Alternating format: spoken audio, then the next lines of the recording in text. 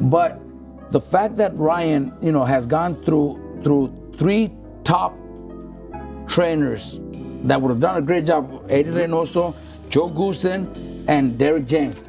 Correct. And he's not training with neither of them. He's training with his dad. Did Ryan Garcia ever allow those trainers to be the boss? That's why he's back with his dad, because he's the boss. That's why. Yeah. Look, Joe Goosen, I know Joe Goosen. My brother used to train with him. He's not gonna just let you get away with stuff like that. Derrick James shouldn't either. Eddie Reynoso doesn't need. He's made so much money with Canelo that if you want to come to me, it's gonna be under my rules. And if that didn't work, then Ryan's back. So that's I give that big advantage to Barrios to even pull that off. See, that's the thing about boxing, and Big Baby Miller pointed it out, because there's no structure. We need some kind of structure. In the NFL, the guy has to sit there for the media interview. He shows up on time. He's got to do it. And to give you an NFL analogy, think about the Broncos, right? When they had Russell Wilson over there and he had his own office and everything, and it was nothing. It was dysfunctional. Then they hired Sean Payton as a coach. That's like going to train with Goosen or going to train with a world-class trainer, right? You knew as soon as Sean Payton got there, ain't no one's going to have their own office, and you turn around a couple years later, and they're great, they're in the playoffs, right?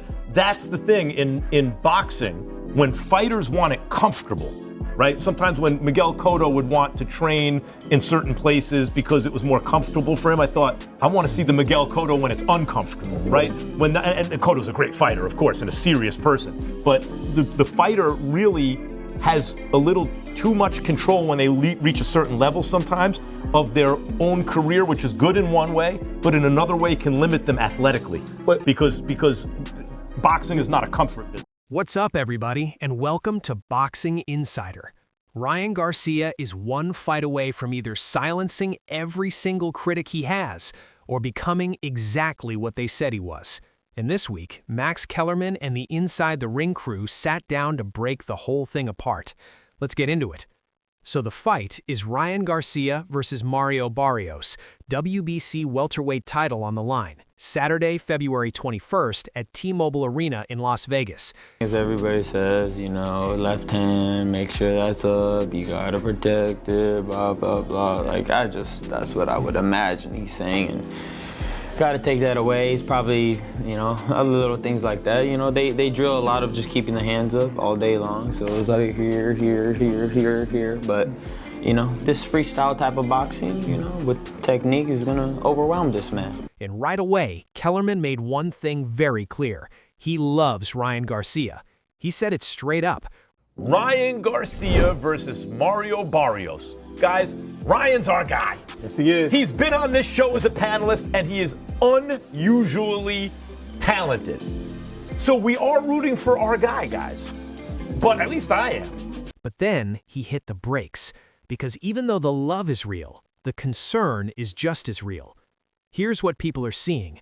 Ryan is out here posting videos with influencers. He is back training with his dad instead of a world-class trainer. He is filming himself in the garage in the living room. And Kellerman saw all of that and immediately pulled out a movie reference everybody knows. He compared Ryan right now to Rocky in Rocky III, before the first Clubber Lang fight. Rocky got too comfortable, too famous, too soft, and Clubber Lang, the hungry fighter, knocked him out because of it. Kellerman was quick to say, but we see him posting videos with influencers to his social. He's back training with his dad. He posts videos in his garage and living room. He's giving Rocky from Rocky III before the first Clubber fight. I'm not saying Barrios is Clubber Lang, But his point was clear. The pattern looks familiar, and that pattern is dangerous. Mike Coppinger was actually at Ryan's training camp in Calabasas just days before the show, and he shared something Ryan told him directly about the Rolly Romero loss, the fight where Ryan was a massive favorite and got completely outboxed. Ryan said, look, when I fought Rolly, I didn't even want to be there. I had a really high mountain to climb. I knew I was 30 pounds overweight. I hadn't fought in a year. I was coming off suspension. He said, I knew I was going to lose. To me, he's confident right now. He was already 149 on Saturday. The living room stuff does give me pause. Yeah, you know what it is? It's like when Rocky and he kisses. Can I have a kiss? And that's a big deal. Ryan is basically saying he knew before the fight even started that he was going to lose. He said people told him it was an easy $5 million, but deep down his instincts were screaming no. He ignored them, and he paid for it. Now, Coppinger says Ryan looks different this time, confident. His weight is already where it needs to be.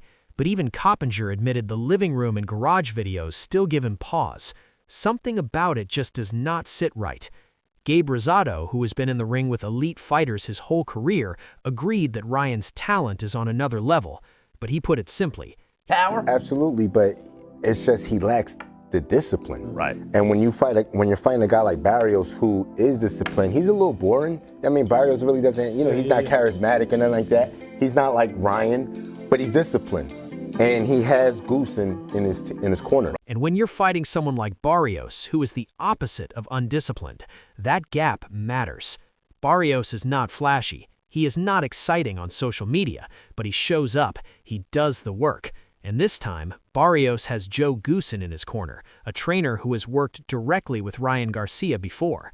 Rosado pointed out that Goosen already knows the mistakes Ryan makes. He has seen them up close. He has seen them in sparring. That is a real advantage for Barrios and a real problem for Ryan.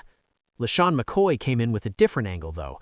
He reminded everyone that Ryan pulled the same kind of thing before the Haney fight. He was out here drinking beer on camera, acting like he didn't have a care in the world. And McCoy, who bet a scary amount of money against Ryan that night, watched Ryan go out and win anyway. So McCoy is not ready to count Ryan out just because of a few Instagram videos. He even said straight up, Ryan's always trying to trick somebody. The casual videos might be a mind game. The weight is on track, and Ryan knows he cannot afford to lose this one. That's the part Coppinger hammered on the hardest. He said this fight is a must-win. Not just a win, a must-win. Because if Ryan loses to Rolly Romero and then turns around and loses to Mario Barrios, he stops being a main event star and starts being someone else's B-side. And Coppinger made it plain. You can't lose to Rolly Romero and then lose to Mario Barrios. At that point, you're an opponent, you're a B-side. Ryan Garcia should never be a B-side. He has to win this fight, and not just win it, Max. He has to do it in explosive fashion. Let's be real. By the way, I expect him to. I think that Ryan has a certain level of talent that is, he has extraordinary physical gifts, right? I don't think he has the most educated feet. I've told Ryan, that's why I liked Tank Davis. I think that's Kynes. I think that's that's why I took Tank. I think if Ryan's feet matched his hands, really, really tough. But he does have special talent, and if he's 80% of himself, I don't think Barrios can handle it. That's my thing. Like what? And not just win it in a way that makes people talk. A decision is not going to cut it. People want to see the highlight reel version of Ryan Garcia. Kellerman brought up something that hit a little different. He talked about what his late brother Sam used to call the discomfort zone. The idea is simple. The more time you spend being uncomfortable in training, doing things you do not want to do, being pushed by someone who has no reason to take it easy on you, the better you become. And when Ryan is back training with his dad, it is comfortable. His dad loves him. His dad is not going to push him the way Eddie Reynoso, Joe Goosen, or Derek James would. Rosado backed this up completely. He said Barrios is going to make the fight uncomfortable. He is going to make it rough and physical. And if Ryan has not been uncomfortable in the gym, those moments in the ring are going to catch him off guard. Now here is something that keeps coming up whenever people talk about this fight. Kellerman asked if Ryan were fighting someone like Shakur Stevenson, would he be training this way? And the honest answer from the panel was probably not, which raises a real question about what Ryan thinks of Barrios. Is he underestimating him? Because the record says Barrios is the real deal. He gave Keith Thurman serious problems. He pushed Gervonta Davis. He has been in big fights and survived. He is a legitimate welterweight champion who has held that title for over a year. The fact that he does not get respect is more about how boxing marketing works than about what he actually does in the ring. And then Ryan brought up Devin Haney. Ryan told the crew, I saved him. I should have knocked him. I just didn't have the conditioning. I think it still bothers you, huh? Yes, because I should have knocked him out in that 11th, man. I was playing around too much. Yeah.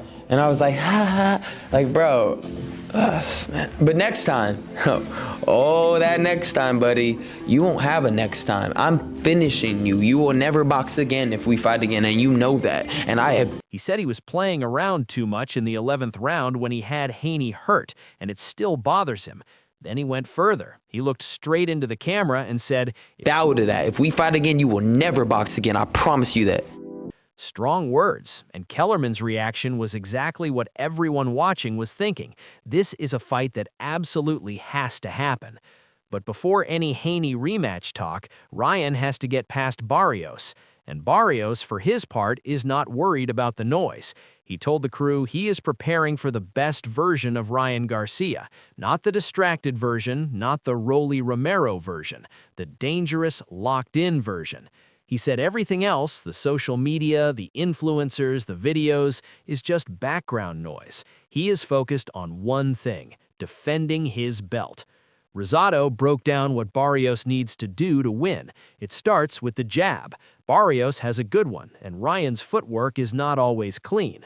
When Ryan is moving and setting up his big left hook, his feet get loose. A disciplined jab and a step back at the right moment can disrupt Ryan's whole rhythm. Barrios does not need to out-quick Ryan. He just needs to be smarter, more patient, and more consistent round after round. Kellerman added one more important layer. He said you can overcome speed with timing. Ryan is fast, everybody knows that, but fast does not mean untouchable. If Barrios can stay disciplined, use his size, and drag this fight into the later rounds, Ryan's conditioning becomes a real question. It has been questioned before. So here's where everything lands. Ryan Garcia has the talent to knock Barrios out clean. The panel agreed on that. But Barrios has the discipline, the trainer who knows Ryan's flaws, and the championship experience to make this very uncomfortable. The talent gap may favor Ryan, but the preparation gap, that one is up for debate. And on fight night, that's exactly what gets settled.